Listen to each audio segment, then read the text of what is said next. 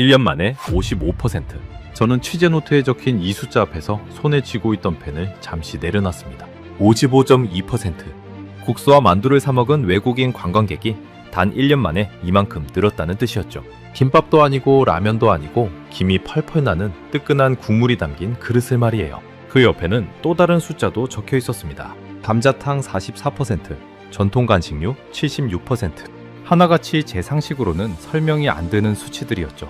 저는 처음엔 이게 무슨 통계 오류이거나 특정 지역의 반짝 유행이겠거니 생각했습니다.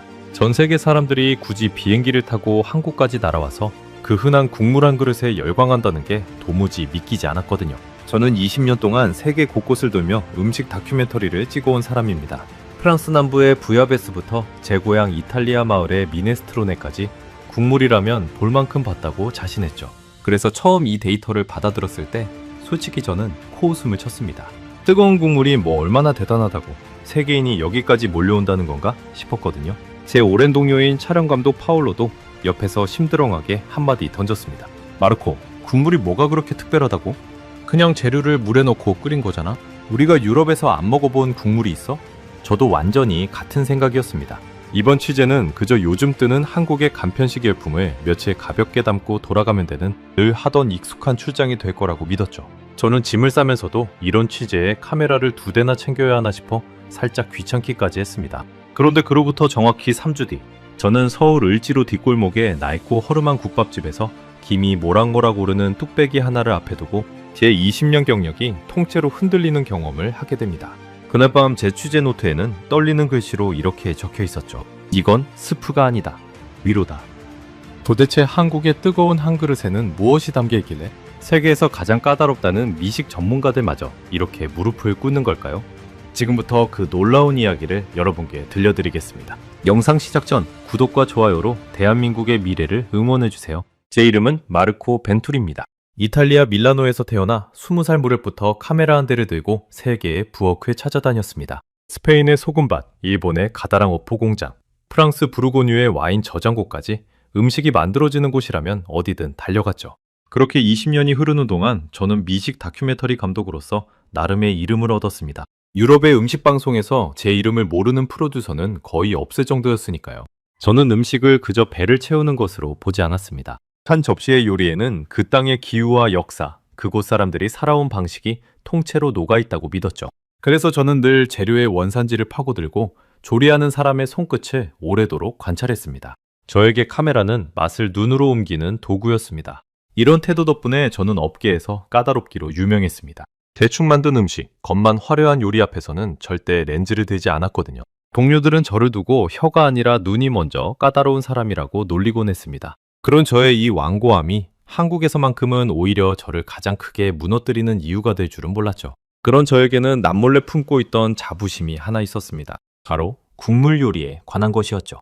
저는 국물이야말로 한 나라의 음식 문화가 얼마나 깊은지를 보여주는 척도라고 믿었습니다. 그리고 그 정점에는 언제나 유럽이, 특히 제조국 이탈리아가 있다고 확신했죠.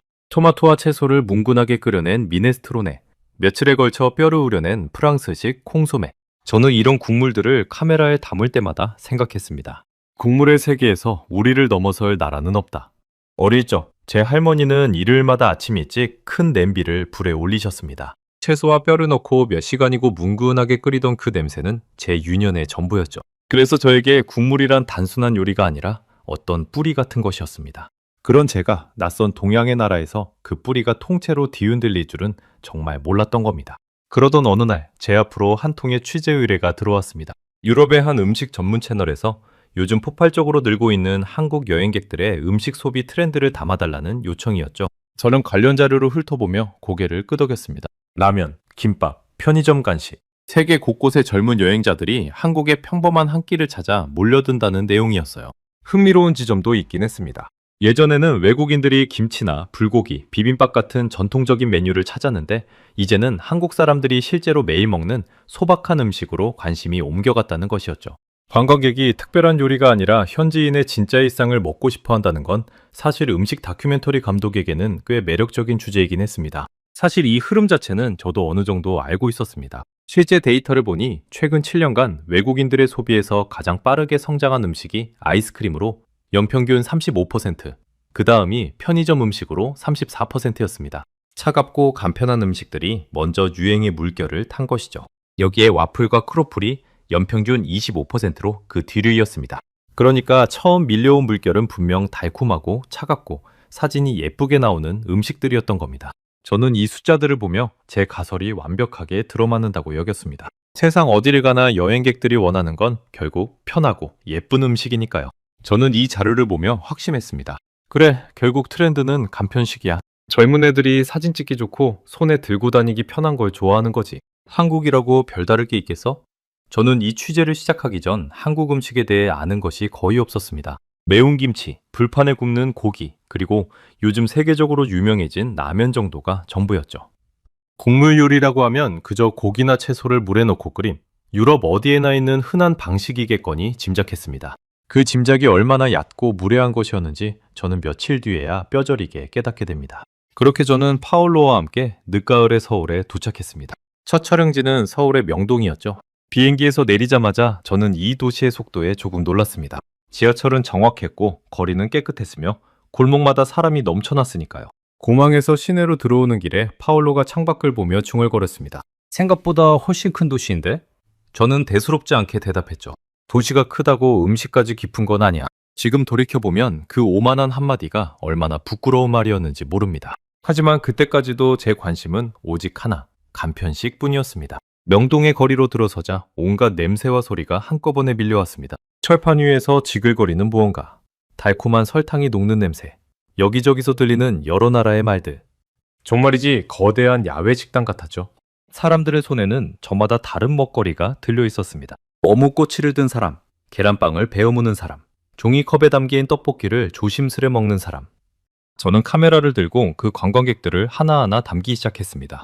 렌즈 너머로 보이는 그들의 표정은 하나같이 즐거워 보였고 저는 그 장면들이 딱 방송에 쓰기 좋은 그림이라고 생각했습니다. 한 무리의 젊은 서양 여행자들이 은박지에 쌓인 김밥을 손에 들고 한 입 베어 물더군요. 저는 그 장면을 놓치지 않고 찍었습니다.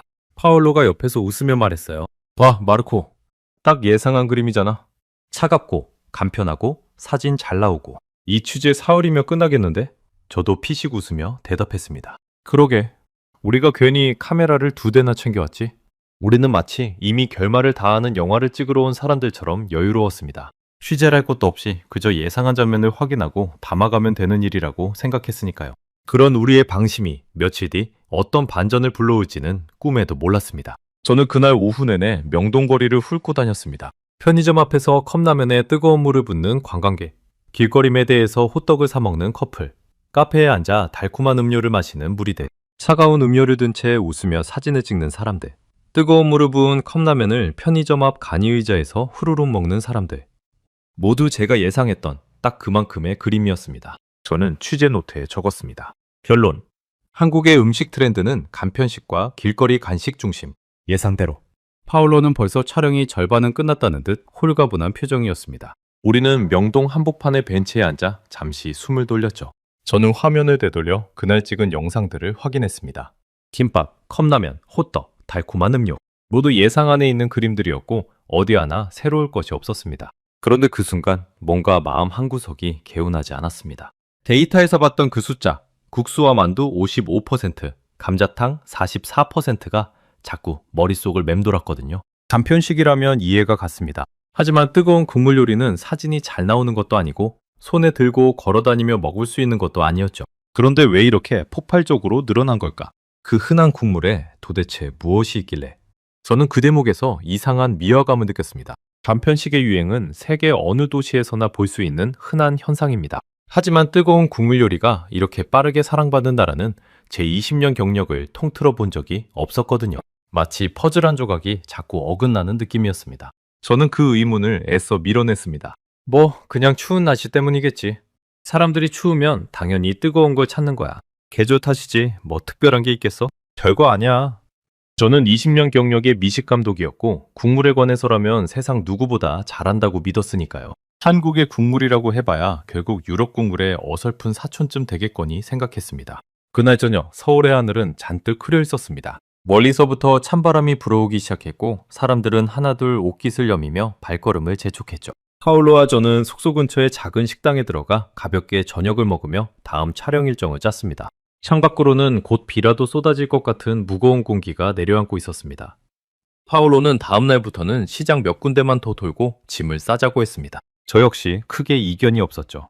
그때만 해도 저는 이 취재가 제 20년 인생을 통틀어 가장 잊지 못할 취재가 될 거라고는 상상조차 하지 못했습니다. 며칠 뒤 명동의 화려한 불빛에서 한참 벗어난 어느 낡은 골목에서 제가 그토록 자신했던 모든 것이 뿌리채 흔들리게 될 줄은요. 서울에 온 지 나흘째 되던 날 아침, 하늘은 이미 잿빛으로 완전히 뒤덮여 있었습니다. 우리는 그날 남배문 시장 근처의 골목을 촬영할 계획이었죠. 저는 두꺼운 외투를 챙겨 입으면서도 설마 비까지 오겠나 싶었습니다. 하지만 그 예감은 완전히 빗나갔습니다. 파울로는 아침부터 오늘만 찍으면 정리하고 돌아가자며 콧노래를 흥얼거렸습니다. 우리는 이 취재가 이제 거의 끝나간다고 믿고 있었으니까요. 저는 숙소를 나서면서 마지막으로 하늘을 한번 올려다봤습니다.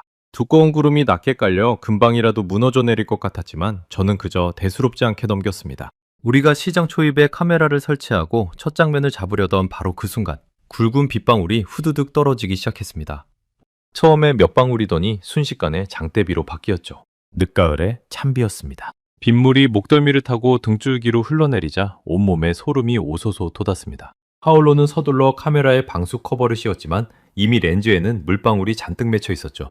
우리는 시장 처마 밑으로 급히 몸을 피했지만 골목을 타고 들이치는 빗줄기까지 막을 수는 없었습니다. 바람까지 거세게 불어오자 우산은 거의 쓸모가 없었습니다. 창갑대 위에 겨우 올려둔 카메라 한 대는 결국 물기에 젖어 화면이 뿌옇게 흐려졌죠. 오늘 촬영은 글렀네. 파울로가 젖은 머리를 쓸어넘기며 말했습니다. 저는 이를 악물었습니다. 몸이 얼어붙는 것 같았거든요. 발끝부터 감각이 무뎌지고 젖은 옷이 살갗에 달라붙어 오한이 밀려왔습니다. 그때 처음으로 저는 이 낯선 도시에서 제가 얼마나 무방비 상태인지를 실감했습니다. 세계 어디를 가든 늘 여유롭던 저였지만 그 순간만큼은 그저 비를 쫄딱 맞은 한 명의 지친 여행자에 불과했습니다. 이빨이 딱딱 부딪힐 만큼 추웠고 뜨거운 무언가가 간절해졌습니다. 화려한 촬영 계획도 미식 감독으로서의 자부심도 그 추위 앞에서는 아무 소용이 없었죠. 바로 그때 우리 촬영을 돕던 코디네이터 지연 씨가 우산을 받쳐들고 뛰어왔습니다. 그녀는 30대 초반의 한국인이었는데 처음 만났을 때부터 말수가 적고 무뚝뚝해 보이는 사람이었죠. 촬영 첫날부터 그녀는 필요한 말만 했고 웃는 얼굴을 중처럼 보이지 않았습니다. 저는 속으로 그녀가 이 일을 그저 돈벌이로만 여기는 사람인가 보다 생각했습니다. 그런데 그날 저는 그 무뚝뚝함 뒤에 숨어있던 그녀의 진짜 모습을 처음 보게 되었습니다. 하지만 그날 그녀는 우리를 보자마자 인상을 찌푸리며 말했습니다. 이러다 두 분 다 감기 걸려요. 일단 어디든 들어가서 몸부터 녹여야 해요. 지연 씨는 앞장서서 우리를 어디론가 이끌었습니다. 명동의 화려한 거리와는 전혀 다른 좁고 어두운 골목이었죠. 서울 을지로의 뒷골목이었습니다. 낡은 간판들이 처마 밑에 다닥다닥 붙어있고 오래된 건물벽에는 세월의 얼룩이 그대로 남아있었습니다. 저는 솔직히 속으로 툴툴거렸습니다. 이런 허름한 골목에서 뭘 하자는 거지? 저는 명동의 번쩍이는 간판들, 잘 정돈된 카페들을 떠올렸습니다. 안성에 담기 좋은 그림은 그런 곳에 있는 거라고 믿었으니까요. 이렇게 낡고 어두운 뒷골목은 제 계획표에는 애초에 존재하지도 않는 장소였습니다. 저는 이 골목을 얼른 빠져나가 따뜻한 카페에라도 들어가고 싶은 마음뿐이었죠. 지연 씨가 멈춰선 곳은 간판마저 색이 다 바랜 아주 작은 국밥집이었습니다. 유리문에는 김이 잔뜩 서려 안이 제대로 보이지도 않았죠. 문을 열자 짤랑 하고 낡은 종소리가 울렸습니다. 그리고 그 순간 저는 멈칫할 수밖에 없었습니다. 문을 열자마자 얼굴로 확 끼쳐오는 뜨거운 김, 그리고 그 김에 실려온 뭐라 형언하기 어려운 진한 냄새, 고소하면서도 묵직하고 어딘가 아주 오래되고 깊은 냄새였습니다. 코끝으로 그 향이 스며드는 순간 얼어붙었던 몸이 저도 모르게 스르르 풀리는 기분이 들었죠. 그건 제가 유럽의 어떤 고급 레스토랑에서도 맡아본 적 없는 완전히 새로운 종류의 냄새였습니다. 이상하게도 그 향은 마치 오래전 어디선가 맡아본 것처럼 아득하고 친근한 구석이 있었습니다. 어릴 적 할머니의 부엌, 큰 냄비에서 온종일 무언가가 끓던 그 일요일 아침이 순간적으로 머릿속을 스쳤죠. 저는 그 낯선 감정에 스스로도 당황했습니다. 가게 안은 좁았습니다. 낡은 나무 탁자 대여섯 개가 전부였고 벽에는 손으로 쓴 낡은 차림표가 붙어 있었습니다. 손님들은 대부분 나이 지긋한 어르신들이었는데 하나같이 뜨거운 뚝배기에 얼굴을 파묻듯 국물을 떠놓고 있었습니다. 그 광경은 어딘가 경건하기까지 했습니다. 아무도 사진을 찍지 않았고 아무도 시끄럽게 떠들지 않았습니다. 그저 뜨거운 국물 한 술을 뜨고 잠시 눈을 감았다가 다시 한술을 뜰 뿐이었죠. 그 조용한 몰입이 저에게는 어떤 낯선 의식처럼 보였습니다. 명동에서 사진을 찍으며 왁자지껄하던 관광객들의 모습과는 완전히 다른 세계였습니다. 주방 안쪽에서는 한 노인이 커다란 솥 앞에 서 있었습니다. 나중에 알게 된 그분의 이름은 노진아 사장님. 그 국밥집에서 40년째 국물을 끓여온 분이었습니다. 백발의 주름이 깊게 팬 얼굴이었지만 솥을 저는 손놀림만큼은 놀라울 만큼 힘차고 정확했습니다. 그분은 우리가 들어와도 별다른 눈길조차 주지 않았습니다. 그저 자신의 솥에만 온 정신을 쏟고 있었죠. 저는 카메라 감독의 본능으로 그 노인의 손을 오래도록 바라보았습니다. 국물을 한 국자 떠서 코앞으로 가져가 향을 맡고 다시 솥에 붓고 불의 세기를 조금 줄이는 그 일련의 동작에는 조금의 군더더기도 없었습니다. 40년이라는 세월이 그 손끝의 통째로 배어있는 듯 했죠. 그 모습에 저는 저도 모르게 잠시 숨을 멈추고 그를 지켜보았습니다. 지열 씨가 우리를 구석자리에 앉히고는 익숙하게 무언가를 주문했습니다. 저는 여전히 시큰둥했습니다. 몸이 좀 녹으니 다시 특유의 삐딱한 마음이 고개를 들었거든요. 뜨거운 공기에 젖은 옷이 서서히 마르기 시작하자 아까 문 앞에서 느꼈던 그 묘한 감정도 슬며시 가라앉았습니다. 저는 다시 20년 경력의 까다로운 미식 감독으로 돌아와 이 작은 가게를 냉정한 눈으로 훑어보기 시작했죠. 저는 파올로에게 나지막이 이탈리아어로 속삭였습니다. 이런 데서 뭘 찍겠어. 그냥 몸이나 녹이고 나가자. 어차피 뻔한 고깃국일 텐데.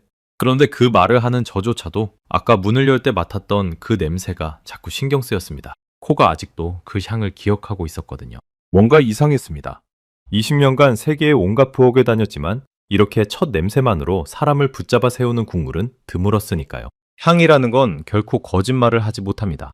저는 그 사실을 누구보다 잘 알고 있었습니다. 좋은 재료로 오랜 시간 정성껏 끓인 국물만이 이런 깊고 진한 향을 낼 수 있다는 걸요. 그 순간 제 안에서 두 개의 목소리가 부딪히기 시작했습니다. 얕보려는 오만한 마음과 무언가 심상치 않다는 직감이 팽팽하게 맞섰죠. 잠시 후 노진아 사장님이 직접 우리 자리로 뚝배기 2그릇을 가져다 놓았습니다. 김이 어찌나 세차게 피어오르던지 순간 사장님의 얼굴이 하얀 수증기 뒤로 가려질 정도였습니다. 뚝배기는 여전히 부글부글 끓고 있었습니다.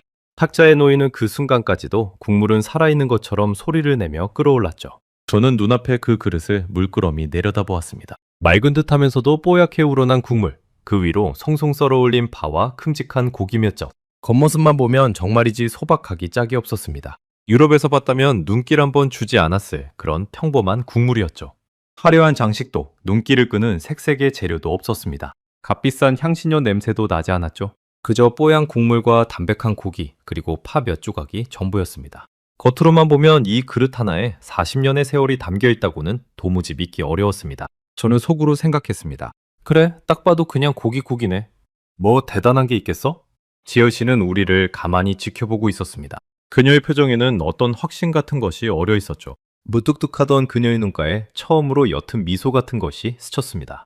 일단 한술만 떠보세요. 그녀는 딱 그 한마디만 남겼습니다. 재촉하지도 설명하지도 않았죠. 그저 조용히 기다리는 그 태도가 오히려 저를 더 긴장하게 만들었습니다. 마치 이제 곧 벌어질 일을 이미 다 알고 있다는 듯한 눈빛이었습니다. 저는 마지못해 숟가락을 집어들었습니다. 그저 예의상 한 입만 떠먹고 카메라도 켜지 않은 채 이 골목을 빠져나갈 생각이었죠. 바로 그 순간이 제 20년 미식 인생이 두 조각으로 갈라지는 경계선이 될 줄은 저는 정말 꿈에도 몰랐습니다. 숟가락을 국물에 담그던 그 손, 무심하게 한술을 뜨던 그 순간에 저는 지금도 눈을 감으면 생생하게 떠올릴 수 있습니다. 창밖에서는 여전히 찬비가 세차게 쏟아지고 있었고 가게 안은 그 어느 곳보다 따뜻했습니다. 뚝배기에서 피어오르는 김이 제 얼굴을 부드럽게 감쌌죠. 그 순간 저는 아직 아무것도 모른 채 그저 한 이방인의 무심한 표정으로 숟가락을 국물 속에 담갔습니다. 숟가락으로 뜬 국물을 입으로 가져가던 그 짧은 순간 저는 여전히 마음의 준비가 되어 있지 않았습니다. 그저 뜨거운 온기가 몸을 좀 데워주기만 하면 그걸로 됐다고 생각했으니까요. 저는 이 한수를 넘기고 나면 예의상 몇 마디 인사를 건네고 곧장 이 골목을 떠날 작정이었습니다. 이미 머릿속으로는 다음 촬영지를 어디로 잡을지 계산하고 있었죠. 카메라는 여전히 가방 안에 잠들어 있었고 저는 이 국밥집을 취재 대상으로 여기지도 않았습니다. 그만큼 저는 오만했고 그만큼 아무것도 모르고 있었습니다. 그런데 국물이 혀에 닿고 목을 타고 천천히 내려가는 그 순간 저는 숟가락을 쥔 손을 그대로 멈춰버렸습니다. 뭐라고 표현해야 할까요? 국물은 뜨거웠지만 결코 자극적이지 않았습니다.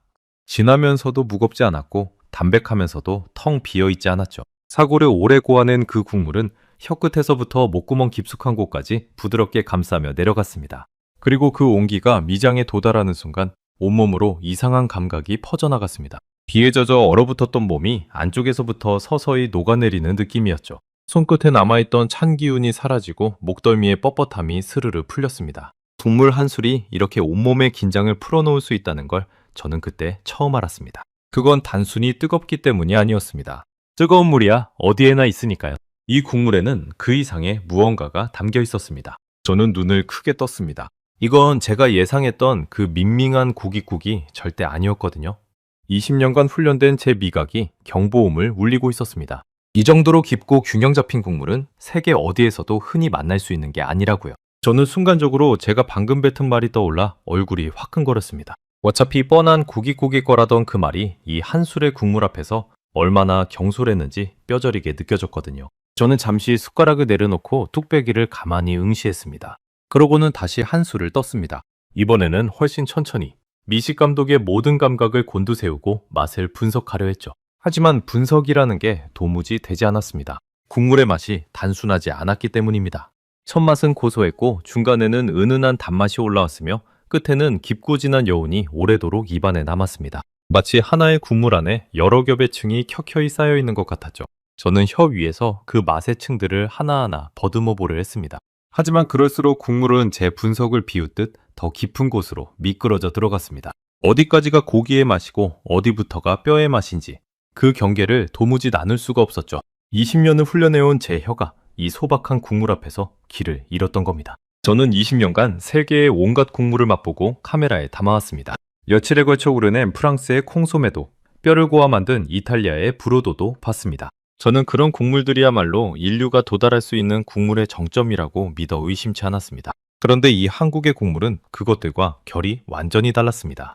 유럽의 국물이 재료 하나하나의 맛을 분명하게 살려내는 방식이라면 이 국물은 모든 재료가 하나로 녹아들어 완전히 새로운 맛을 만들어내고 있었습니다. 재료의 경계가 사라진 완성된 하나의 세계였죠. 저는 문득 이런 생각이 들었습니다. 유럽의 국물이 각각의 악기 소리가 또렷하게 들리는 실내악이라면 이 국물은 모든 악기가 완벽하게 하나로 어우러진 거대한 오케스트라 같다고요. 어느 쪽이 더 낫다는 게 아니라 애초에 지향하는 방향 자체가 달랐던 겁니다. 그리고 저는 그동안 제 방식만이 정답이라고 믿어왔던 거죠.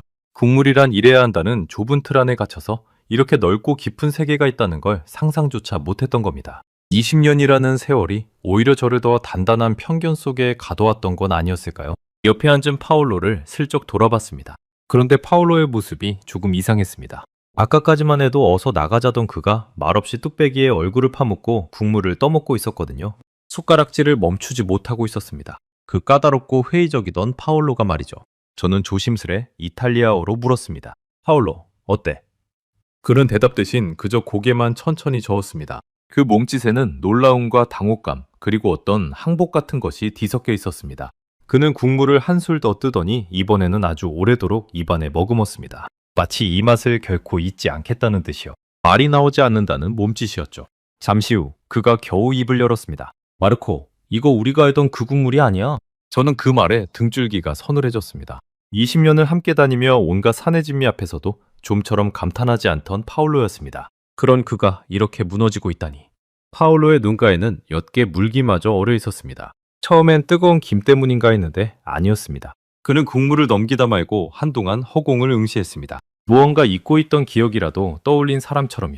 저는 그 모습을 보며 이 국물이 단지 혀만 건드리는 게 아니라 사람의 마음 깊은 곳까지 흔들어 놓는다는 걸 직감했습니다. 저는 국물을 한술 더 떠먹으며 지금 제가 마주한 것이 결코 평범한 한 그릇이 아니라는 사실을 인정할 수밖에 없었습니다.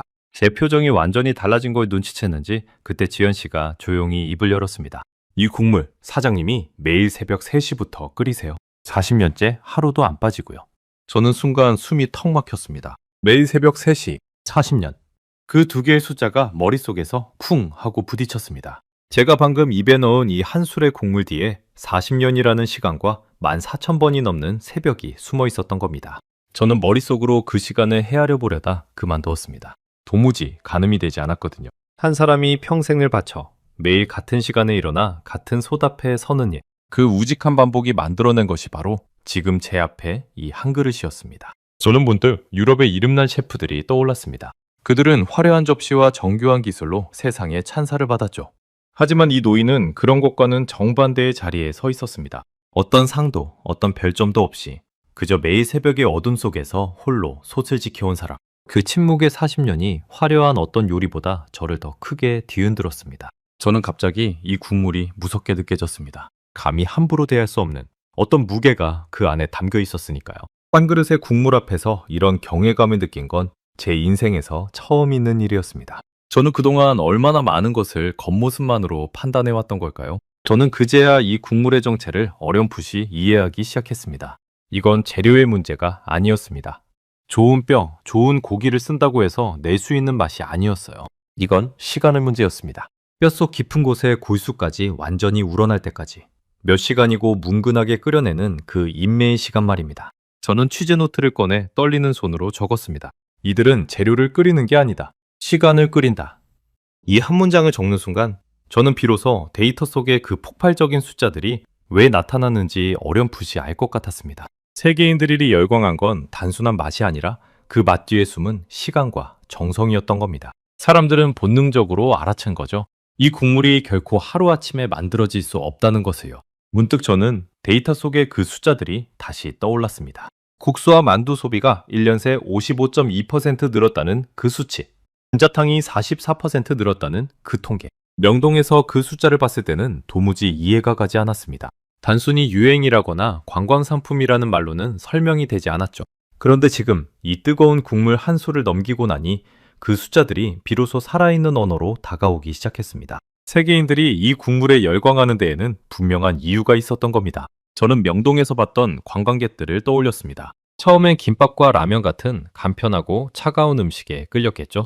하지만 한국에 머무는 시간이 길어지고 여행이 지치고 낯선 도시에서 몸과 마음이 고단해지면 사람들은 결국 이 뜨거운 국물 한 그릇을 찾게 되는 겁니다. 차가운 유행이 먼저 밀려오고 그 다음 물결로 이 따뜻한 국물이 오는 이유가 바로 여기에 있었던 거죠. 저는 고개를 들어 주방의 노지나 사장님을 바라봤습니다. 그분은 여전히 묵묵히 솥을 젓고 있었습니다.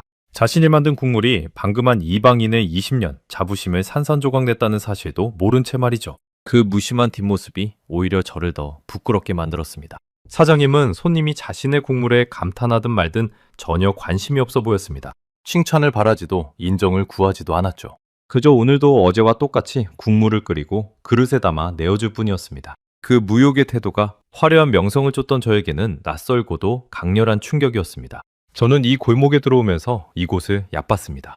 허름하다고 볼 것 없다고 생각했죠. 세계의 유명 레스토랑들을 다 다녀본 제가 이런 작은 국밥집에서 무엇을 배우겠느냐고 콧대를 세웠습니다. 그런데 정작 볼 것이 없었던 건 겉모습만 보고 판단하던 제 좁은 눈이었습니다. 국물을 반쯤 비웠을 무렵 저는 이상한 감정에 사로잡혔습니다. 배가 부른 것과는 다른 마음 어딘가가 채워지는 느낌이었죠. 마치 오랫동안 지친 몸과 마음을 누군가 따뜻하게 다독여주는 것 같았습니다. 낯선 도시에서 비에 젖어 떨던 저를 이 국물 한 그릇이 아무 말 없이 안아주는 듯 했습니다. 저는 그 순간 깨달았습니다. 이 국물이 주는 건 단순한 포만감이 아니라 어떤 위로라는 것을요. 문득 지열 씨가 우리를 이곳으로 데려온 이유가 이해되기 시작했습니다. 그녀는 그저 비를 피할 장소가 필요했던 게 아니었습니다. 추위에 떠는 이방인들에게 이 나라의 사람들이 힘들 때 서로에게 건네는 가장 따뜻한 것을 나눠주고 싶었던 겁니다. 무뚝뚝해 보이던 그녀의 태도 뒤에 그런 마음이 숨어 있었던 거죠. 저는 취재 노트에 한 문장을 더 적었습니다. 이번에는 손이 더 크게 떨렸습니다. 이건 스프가 아니다. 위로다. 노트에 적힌 그 글씨는 삐뚤빼뚤했습니다. 손이 떨려 제대로 쓸 수가 없었거든요. 20년간 수많은 취재 노트를 써왔지만 이렇게 감정이 손끝을 타고 흘러넘친 적은 없었습니다. 이 문장이 제 한국 취재의 진짜 시작점이 되었습니다. 며칠이면 끝날 거라던 그 가벼운 출장이 이 한 술의 국물로 인해 완전히 다른 여정으로 바뀌는 순간이었죠. 파울로도 저와 같은 생각이었는지 그릇을 다 비우고 나서 한참 동안 아무 말도 하지 못했습니다. 우리 두 사람은 그렇게 낡은 국밥집 구석자리에 앉아 각자의 텅 빈 뚝배기를 물끄러미 바라보았습니다. 저는 아직 온기가 남아있는 그 뚝배기를 앞에 두고 문득 이 나라의 뜨거운 국물에 대해 처음부터 다시 배워야겠다고 마음먹었습니다. 그건 단순한 취재 계획의 변경이 아니라 20년을 지탱해온 제 오만함을 스스로 허무는 결심이기도 했습니다. 그날 이후 저는 완전히 다른 사람이 되어 서울의 거리를 누비기 시작했습니다. 며칠이면 끝날 거라던 취재 일정을 통째로 미뤄버렸죠. 유럽의 방송국 담당자에게는 촬영이 예상보다 길어질 것 같다는 메일을 보냈습니다. 이유는 간단했습니다. 저는 데이터 속의 그 숫자들이 도대체 어떤 실체를 가지고 있는지 이 두 눈으로 직접 확인해야 했으니까요. 을지로의 그 국밥집에서 저는 국물 한 그릇에 무너졌지만 그건 어쩌면 단 한 곳의 예외적인 명인일 수도 있었습니다. 미식 감독으로서 저는 성급하게 결론 내리지 않는 법을 배웠거든요. 정말로 이 나라 전체가, 이 도시 전체가 뜨거운 국물의 힘으로 세계인을 사로잡고 있는 건지 저는 그 진실을 확인하고 싶었습니다. 이틀 뒤 아침, 저는 파울로와 함께 남대문 시장으로 향했습니다. 지난번 찬비 때문에 촬영을 접었던 바로 그곳이었죠. 이번에는 하늘이 맑게 개어 있었습니다. 시장 초입에 들어서자 좁은 골목마다 김이 모락모락 피어오르고 있었습니다. 국수를 삶는 커다란 솥, 만두를 쪄내는 찜통, 뜨거운 국물을 나르는 손길들, 그 모든 것이 하나의 거대한 생명체처럼 꿈틀거리고 있었습니다. 상인들의 우렁찬 목소리, 손님을 부르는 활기찬 외침, 그리고 그 사이를 가득 채운 진한 국물 냄새. 저는 그 냄새를 맡는 순간 을지로의 그 국밥집에서 느꼈던 감각이 온몸으로 되살아나는 걸 느꼈습니다. 이 도시는 곳곳에서 뜨거운 국물을 끓이고 있었고 그 김은 마치 도시의 숨결처럼 골목마다 피어오르고 있었죠. 그런데 그날 그 시장에서 저는 데이터가 결코 담아낼 수 없는 어떤 것을 두 눈으로 보게 됩니다. 저는 그 골목에서 놀라운 광경을 목격했습니다. 좁은 국수 가게 앞에 온갖 나라에서 온 외국인 관광객들이 길게 줄을 서 있었던 겁니다. 금발의 유럽인, 히잡을 쓴 중동 여성, 베나무맨 동남아시아 청년들까지. 그들은 하나같이 김이 펄펄 나는 칼국수 한 그릇을 받아들고 좁은 나무 의자에 옹기종기 앉아 국물을 후루룩 들이켜고 있었습니다. 말은 서로 통하지 않았지만 그들의 표정만큼은 놀랄 만큼 똑같았습니다. 한술을 뜨고 나면 눈이 살짝 감기고 어깨에 힘이 스르르 풀리는 바로 그 표정 말입니다. 저는 그 순간 뜨거운 국물이라는 것이 언어와 국경을 넘어 모든 인간에게 똑같이 가닿는 어떤 보편적인 위로라는 걸 깨달았습니다. 피부색이 다르고 종교가 다르고 사는 나라가 달라도 뜨거운 국물 앞에서만큼은 모두가 하나같이 무장해제되고 있었습니다. 저는 이 장면을 담으며 20년 경력의 다큐멘터리 감독으로서 가슴이 뜨거워지는 것을 느꼈습니다. 저는 그 장면 앞에서 잠시 카메라를 내려놓았습니다. 데이터에서 봤던 그 숫자, 국수와 만두 소비가 1년 새 55.2% 늘었다는 그 통계가 바로 눈앞에서 살아 움직이고 있었으니까요. 종이 위에 죽은 숫자가 아니라 뜨거운 국물을 들이켜며 행복해하는 사람들의 진짜 얼굴로 말이죠. 저는 이 광경을 놓치세라 다시 카메라를 들어 올렸습니다. 이번에는 예전처럼 무심한 손이 아니라 무언가를 간절히 담아내려는 떨리는 손으로요. 렌즈 너머로 보이는 사람들의 모습이 며칠 전 명동에서 무심코 담았던 김밥 든 관광객들과는 완전히 다르게 다가왔습니다. 그때는 그저 예쁜 그림을 찍는다고만 생각했는데 지금은 한 사람 한 사람의 표정 뒤에 담긴 이야기가 보이기 시작한 겁니다. 한 젊은 독일인 부부에게 조심스레 다가가 물었습니다. 여기까지 와서 왜 국수를 드시나요? 다른 특별한 요리도 많은데요. 남편이 국물을 한술 뜨다 말고 활짝 웃으며 대답했습니다. 우리는 지난 열흘간 이 도시를 정신없이 돌아다녔어요. 다리도 아프고 몸도 지쳤죠. 그런데 이 뜨거운 국물 한 그릇에 먹으니까 뭐랄까 집에 온 것 같은 기분이 들어요. 그 순간 저는 손에 든 카메라의 무게조차 잊어버렸습니다. 저는 그 대답에 가슴 한구석이 뻐근해졌습니다. 그건 제가 을지로의 그 국밥집에서 느꼈던 감정과 정확히 같은 것이었으니까요. 집에 온 것 같은 기분. 낯선 나라의 낯선 시장에서 자국의 음식도 아닌 뜨거운 국물 한 그릇이 사람에게 집을 떠올리게 한다는 것. 저는 이 말이 오래도록 잊히지 않을 거란 걸 직감했습니다. 그 부부는 국물까지 남김없이 비우고는 서로를 바라보며 만족스러운 미소를 지었습니다. 그 다정한 미소에는 오랜 여행의 피로가 씻겨 내려간 듯한 편안함이 짙게 배어 있었습니다. 그날 저는 남대문 시장에서만 5개가 넘는 국수와 만두 가게를 돌았습니다. 어느 가게든 풍경은 비슷했습니다. 뜨거운 국물을 앞에 두고 활짝 풀어지는 사람들의 얼굴. 저는 그 표정들을 카메라에 하나하나 담으며 이것이야말로 제가 찾던 진짜 이야기라는 확신이 들었습니다. 저는 다음날 감자탕집으로 향했습니다. 데이터에서 44%라는 증가율을 기록한 바로 그 메뉴였죠. 커다란 냄비 안에서 돼지 등뼈와 시래기 그리고 온갖 양념이 어우러져 부글부글 끓고 있었습니다. 감자탕집은 국밥집이나 국수 가게와는 또 다른 분위기였습니다. 커다란 냄비를 여럿이 둘러앉아 함께 나눠 먹는 그 자체로 하나의 잔치 같은 풍경이었죠. 그 붉고 진한 국물 앞에서 한 무리의 미국인 청년들이 서툰 젓가락질로 뼈에 붙은 살을 발라먹으며 연신 감탄사를 내뱉었습니다. 처음엔 매운 국물에 콜록거리던 그들이 어느새 국물 한 방울까지 밥에 비벼 싹싹 비워내고 있었습니다. 그중 한 청년은 뼈에서 발라낸 살점을 밥 위에 올리고 그 위에 국물을 한 숟갈 끼얹어 입에 넣더니 두 눈을 질끈 감았습니다. 저는 그들 중 한 청년에게 물었습니다. 너무 맵지 않아요? 그는 이마에 송골송골 맺힌 땀을 닦으며 웃었습니다. 맵긴 한데 멈출 수가 없어요. 이 국물은 뭔가 계속 먹고 싶게 만드는 힘이 있어요. 저는 그 말을 노트에 그대로 옮겨 적었습니다. 멈출 수 없는 힘. 데이터가 보여준 44%라는 저 폭발적인 증가율의 진짜 정체가 바로 그 한마디 안에 고스란히 담겨 있었습니다. 그날 저녁 저는 시장 근처의 작은 여관방으로 돌아와 책상 앞에 앉았습니다. 창밖으로는 서울의 밤이 깊어가고 있었고 저는 그동안 모은 자료들을 하나하나 펼쳐놓았습니다. 저는 그 광경들을 떠올리며 취재 노트를 펼쳐 숫자들을 정리하기 시작했습니다. 그리고 그 숫자들을 하나하나 나열하는 순간 온몸에 소름이 돋았습니다. 국수와 만두 55.2%, 감자탕 44%, 전통 간식류 76.9%. 이것만 해도 놀라운데 편의점 카드 결제 건수는 올해 1월부터 7월까지 무려 1,300만 건에 달했습니다. K푸드 관련 업종 중 단연 최고 수치였죠. 게다가 편의점 관련 온라인 게시물의 40.1%가 음식과 연결되어 있었고 그중 라면이 14.1%로 가장 많았습니다. 저는 이 숫자들을 노트의 작은 것부터 큰 것 순으로 하나씩 적어 내려갔습니다. 라면 14.1%, 감자탕 44%, 국수와 만두 55.2%, 전통 간식류 76.9%, 그리고 마침내 1,300만이라는 어마어마한 결제 건수. 숫자가 커질수록 제 심장도 함께 빠르게 뛰기 시작했습니다. 이건 단순한 유행이 아니었습니다. 하나의 거대한 흐름이자 세계인이 한국의 뜨거운 한 끼에 마음을 열고 있다는 명백한 증거였던 겁니다. 그렇게 숫자들을 정리하고 나자 그 안에 숨어있던 하나의 거대한 흐름이 비로소 눈에 들어오기 시작했습니다. 이 숫자들이 그리는 그림은 명확했습니다. 처음엔 작고 차가운 것에서 시작됩니다.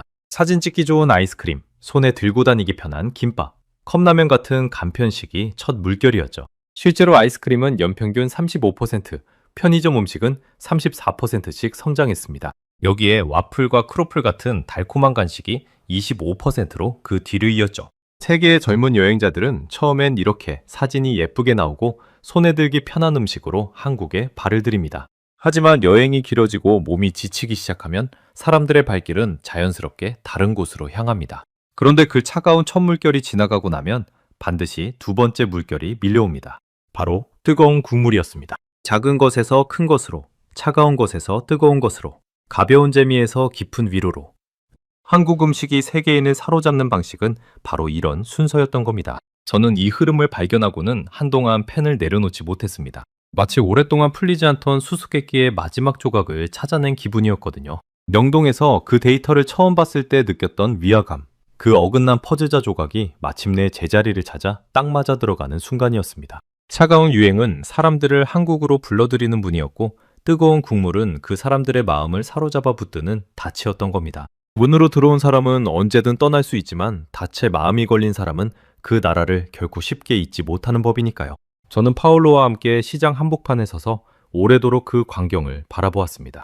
그리고 문득 이 뜨거운 국물이 유럽의 국물과 근본적으로 무엇이 다른지 그 핵심을 깨닫게 되었습니다.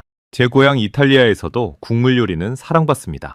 하지만 그 위상은 한국의 그것과 근본적으로 달랐습니다. 유럽에서 국물은 대개 하나의 코스 요리 중 앞부분을 여는 전체였습니다. 본격적인 요리로 넘어가기 위한 준비 운동 같은 것이었죠. 그런데 한국에서 국물은 그 자체로 완전한 한 끼이자 주인공이었습니다. 뚝배기 하나에 밥을 말아 넣으면 그걸로 온전한 식사가 되는 겁니다. 국물이 조연이 아니라 주연인 나라. 그건 제가 20년간 단 한 번도 만나보지 못한 음식 문화였습니다. 그리고 저는 또 하나의 결정적인 차이를 발견했습니다. 유럽에서 국물은 완성된 상태로 손님 앞에 나옵니다. 하지만 한국의 뚝배기는 손님 앞에 놓이는 순간까지도 부글부글 끓고 있었습니다. 살아있는 채로 뜨거움을 그대로 간직한 채로 나오는 겁니다. 그건 마치 방금 막 완성된 요리를 가장 뜨거울 때 먹으라는 만든 사람의 말없는 배려 같았습니다. 저는 그 작은 차이 하나에서 이 나라 사람들이 음식에 담는 마음의 온도를 느꼈습니다. 바로 그 순간 파울로가 제 곁으로 다가와 조용히 입을 열었습니다. 그의 목소리는 미세하게 떨리고 있었습니다. 마르코, 나 솔직히 말할게. 우리가 지난 20년간 찍은 그 어떤 화려한 요리도 이 한 그릇에 못 이겨. 저는 그 말에 대꾸조차 하지 못했습니다. 목이 바짝 말라 침조차 삼키기 어려웠거든요. 그건 저 역시 지난 며칠간 마음속으로 수없이 되뇌었지만 차마 입 밖으로 꺼내지 못했던 바로 그 문장이었으니까요. 파울로의 눈에는 어느새 눈물이 그렁그렁 맺혀 있었습니다. 20년을 함께 다니며 서로의 자존심을 누구보다 잘 아는 우리였기에 그가 이 말을 꺼내기까지 얼마나 큰 용기가 필요했을지 저는 잘 알고 있었습니다. 우리는 한동안 아무 말 없이 서로를 바라보기만 했습니다. 시장의 소음이 우리를 감쌌지만 그 순간만큼은 온 세상이 조용해진 것 같았습니다. 20년간 쌓아온 자부심이 무너진 자리에 새로운 무언가가 조용히 채워지고 있었습니다. 그건 겸허함이었고 또 어떤 경이로움이었습니다. 우리 두 이탈리아 남자는 세계의 부엌을 20년간 누비며 국물이라면 통달했다고 자부하던 두 전문가는 그렇게 서울의 낡은 시장 골목 한복판에서 완전히 무너졌습니다. 그 무너짐은 부끄러움이 아니라 오히려 어떤 해방감에 가까웠습니다. 제가 그토록 오래 붙들고 있던 오만함을 마침내 내려놓는 그런 후련한 순간이었죠. 20년 동안 저는 국물의 세계에서 유럽이 정점이라고 믿었습니다. 그 믿음이 저를 이 자리까지 이끌어온 힘이기도 했죠. 하지만 진정한 전문가라면 자신이 틀렸다는 걸 인정할 수 있는 용기 또한 가져야 한다는 걸 저는 이 낯선 도시에서 뒤늦게 배웠습니다. 인정하고 나니 오히려 세상이 훨씬 넓어 보였습니다. 지열 씨가 그런 우리를 보며 조용히 웃었습니다. 그러고는 이렇게 말했습니다. 감독님, 한국 사람한테 뜨거운 국물은요, 그냥 음식이 아니에요. 그건 괜찮냐고 묻는 말이에요. 힘들 때, 아플 때, 추울 때 누군가 뜨거운 국물 한 그릇 끓여주면 그게 바로 내가 널 걱정하고 있다는 뜻이거든요. 우리 엄마도 제가 감기 걸리면 항상 뜨거운 국물부터 끓여주셨어요. 말은 안 해도 그게 사랑이었던 거죠. 그 말을 듣는 순간 저는 지난 며칠간 제 안에서 벌어진 모든 일이 하나로 깨어지는 느낌을 받았습니다. 왜 그 국물이 저를 그토록 위로했는지, 왜 세계인들이 이 뜨거운 한 그릇에 열광하는지, 그 모든 답이 그녀의 짧은 한마디 안에 담겨 있었던 겁니다. 저는 그날 밤 여관방 창가에 서서 오래도록 서울의 밤하늘을 바라보았습니다. 이 도시의 수많은 부엌에서 지금 이 순간에도 누군가는 뜨거운 국물을 끓이고 있을 터였습니다. 그리고 그 국물은 내일 아침 지치고 고단한 누군가에게 아무 말 없이 이렇게 속삭이겠죠. 괜찮아. 이제 다 괜찮아질 거야. 라고 말입니다. 지연 씨의 그 한마디를 들은 뒤 저는 한 가지 결심을 했습니다. 이 뜨거운 국물의 진짜 뿌리를, 그 시작점을 카메라에 담아야겠다고요. 데이터도 관광객들의 표정도 모두 담았지만 정작 그 모든 것의 원천인 국물이 어떻게 태어나는지는 아직 보지 못했으니까요. 20년간 다큐멘터리를 찍으며 저는 하나의 신념을 지켜왔습니다. 결과가 아니라 과정을 담아야 한다는 것이었죠. 접시에 담긴 완성된 요리보다 그 요리가 만들어지기까지의 땀과 시간을 보여주는 것이 진짜 다큐멘터리라고 믿었습니다. 그리고 이 뜨거운 국물이야말로 그 어떤 요리보다 깊은 과정의 이야기를 품고 있을 거라는 예감이 들었습니다. 저는 이 촬영이 단순한 취재의 한 장면이 아니라 이번 다큐멘터리 전체를 관통하는 심장이 될 거라는 확신이 있었습니다. 저는 지연 씨를 통해 노진아 사장님께 조심스레 부탁을 드렸습니다. 새벽에 국물을 끓이는 과정을 촬영하게 해달라고요. 사장님은 한참을 말없이 저를 바라보시더니 짧게 대답하셨습니다. 새벽 3시요. 늦지 마시오. 그게 전부였습니다.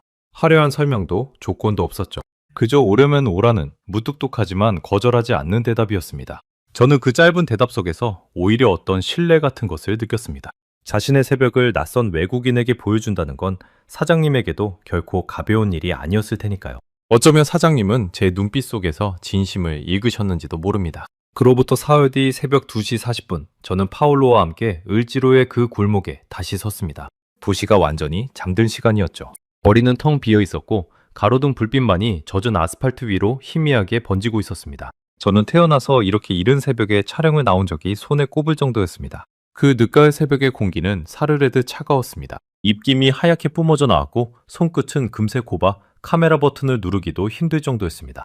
파울로는 두꺼운 외투깃을 잔뜩 세운 채 발을 동동 굴렀습니다. 마르코, 이 시간에 정말 문을 열었을까? 그의 목소리에는 반쯤 의심이 섞여 있었습니다. 저 역시 이렇게 추운 새벽에 정말로 누군가 일하고 있을까? 반신반의하는 마음이 없지 않았습니다. 그런데 그 어둡고 텅 빈 골목에서 오직 한 곳에만 불이 켜져 있었습니다. 바로 그 낡은 국밥집이었죠. 유리문 안쪽에서는 벌써 하얀 김이 뭉게뭉게 피어오르고 있었습니다. 저는 조심스레 문을 열고 안으로 들어갔습니다.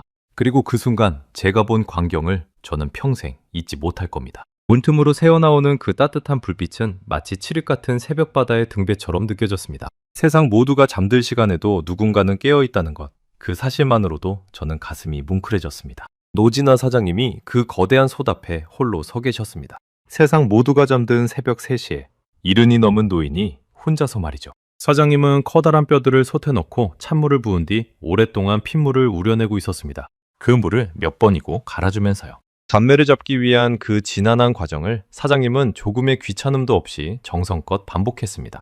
저는 그 모습을 보며 좋은 국물이란 결코 요행으로 만들어지지 않는다는 걸 새삼 깨달았습니다.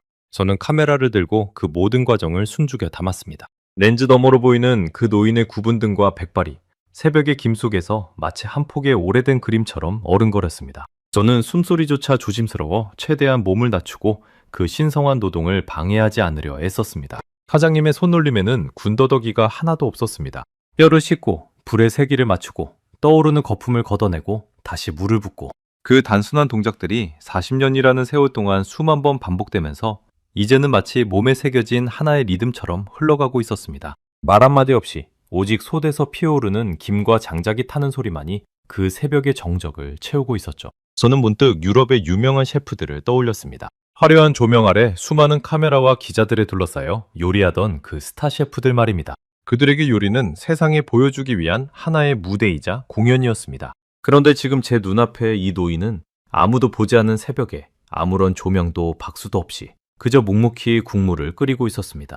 봐주는 사람 하나 없는 그 새벽의 노동이 오히려 세상 그 어떤 화려한 무대보다 더 깊은 울림을 주었습니다. 진짜 위대함이란 어쩌면 이런 것일지도 모른다는 생각이 들었습니다. 아무도 알아주지 않아도 상을 받지 못해도 그저 자신이 옳다고 믿는 일을 묵묵히 반복하는 것. 저는 그동안 얼마나 많은 박수와 인정에 목말라 했던가요? 그 노인 앞에서 저의 그런 허영이 한없이 초라하게 느껴졌습니다. 2시간쯤 지났을까요? 솥안의 국물이 서서히 뽀얗게 변하기 시작했습니다. 맑던 물이 우윳빛으로 짙어지고 골목 전체에 그 진한 냄새가 가득 퍼졌습니다. 아직 잠들어 있는 골목 위로 그 고소하고 따뜻한 향기가 하얀 김을 타고 조용히 번져나갔습니다. 그건 마치 오랜 시간 끝에 서서히 완성되어가는 하나의 작품 같았습니다. 저는 유럽에서 몇 년씩 숙성시킨 값비싼 와인이 익어가는 과정을 카메라에 담은 적이 있습니다. 그런데 이 뽀얀 국물이 완성되어가는 모습은 그 어떤 명품 와인의 숙성보다도 저를 더 깊이 감동시켰습니다. 저는 그 변화를 카메라에 담으며 이것이 바로 데이터가 보여준 그 모든 숫자들의 진짜 뿌리라는 걸 온몸으로 느꼈습니다. 국수와 만두의 55.2%도 감자탕의 44%도 결국은 이런 새벽에서 시작된 것이었습니다. 세계인을 사로잡은 그 뜨거운 국물의 비밀은 화려한 조리법이나 값비싼 재료가 아니라 바로 이 잠 못 이룬 새벽의 정성 안에 있었던 겁니다. 촬영을 마칠 무렵 저는 조심스레 사장님께 여쭙습니다. 사장님, 왜 이렇게까지 하시나요? 이 힘든 일을 40년째, 그것도 매일 새벽마다요. 사장님은 국자로 국물을 한 번 저으시더니 저를 돌아보지도 않은 채 담담하게 대답하셨습니다. 별거 아니에요. 그냥 추운 날 손님들 따뜻하게 드시라고 40년을 끓인 거지. 뭐 대단한 이유가 있겠어요? 그 순간 저는 그 자리에 얼어붙은 듯 멈춰 섰습니다. 카메라를 쥔 손에서 힘이 스르르 빠져나갔습니다. 눈시울이 뜨거워지고 콧등이 시큰해졌습니다. 화려한 철학도 거창한 마케팅 구호도 아니었습니다. 그저 추운 날 손님들 따뜻하게 드시라고. 뭐 대단한 이유가 있겠느냐던 그 단순하고 소박한 한마디가 20년간 온갖 미사역으로 요리를 포장해온 저를 완전히 무장해제시켰습니다. 저는 무언가 대단한 답을 기대하고 있었습니다. 조상대대로 내려온 비법이라거나 국물에 담긴 어떤 철학이라거나. 그런데 사장님의 대답은 그저 손님을 향한 소박한 마음 그 하나뿐이었습니다. 그 어떤 거창한 철학보다도 저는 그 담백한 진심 앞에서 완전히 무릎을 꿇었습니다. 제 마음속에서 무언가가 조용히 무너지는 소리가 들렸습니다. 저는 그동안 얼마나 많은 요리를 화려한 말로 치장해왔던가요? 이 소스는 어느 지방의 몇 년 산 재료로 만들었고 이 기법은 어떤 유명 셰프에게서 전수받은 것이고 그런 수식어들이 요리의 가치를 높인다고 믿었습니다.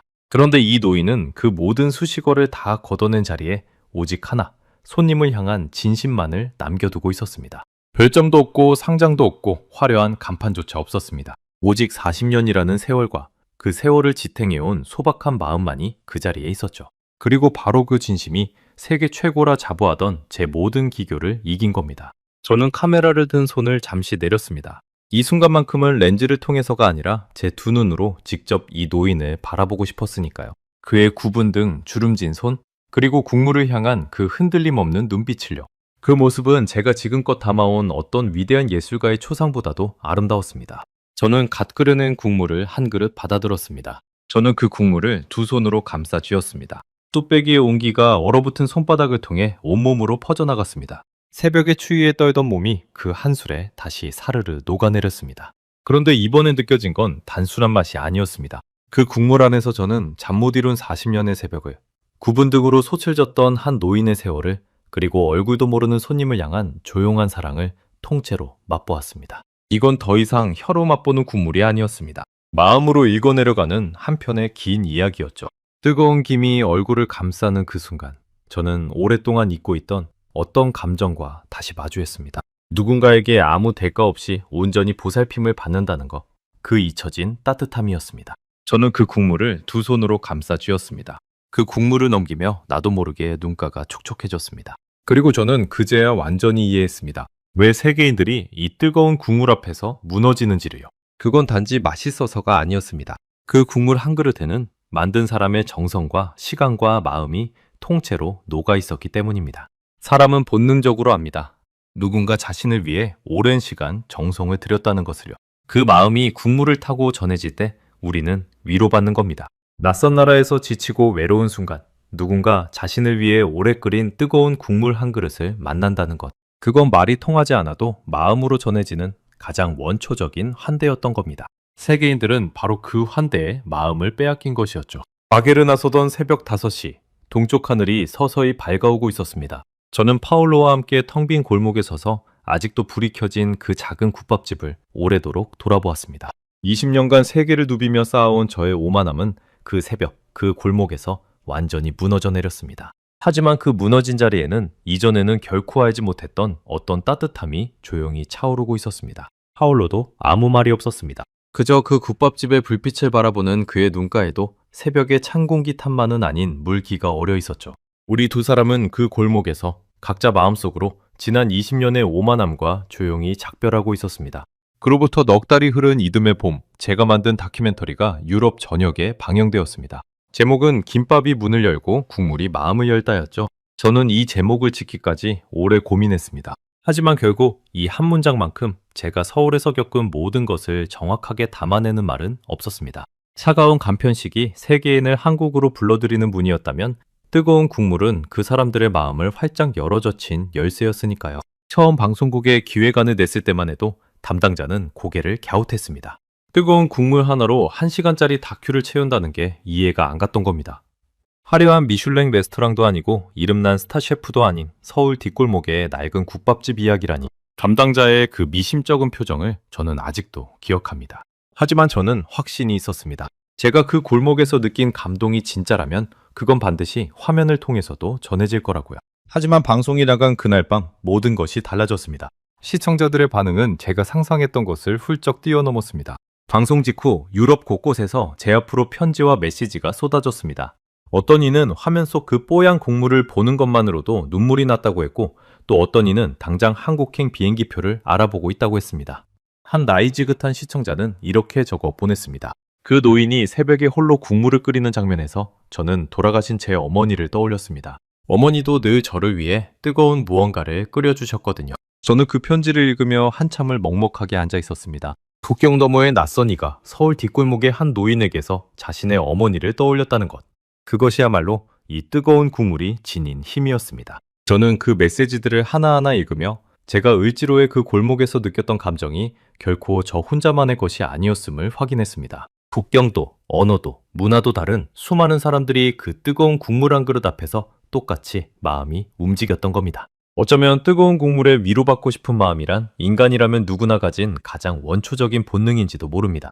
한국은 그 본능을 가장 깊고 따뜻하게 채워주는 방법을 오랜 세월에 걸쳐 완성해온 나라였던 겁니다.